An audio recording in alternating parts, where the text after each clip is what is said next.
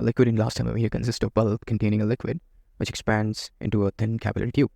And the liquid in thermometer is replaced by same volume of a different liquid and which expands more at the same temperature, right? So for example, if the first fluid is expanding to this height, which is 2 centimeter for 25 degrees Celsius, the second fluid, which we have just replaced it with, it would rise, for example, 3 centimeter for the same 25 degrees Celsius, right?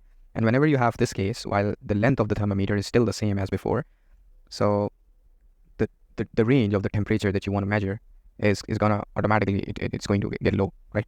Because you got the same temperature thermometer length, but you're gonna get the highest temperature that you can record will be lower than you could do with the first fluid, right? And the reason is because it's rising more.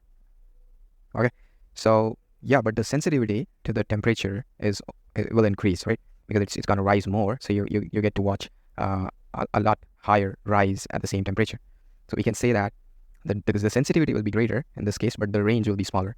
So option B is the most suitable here.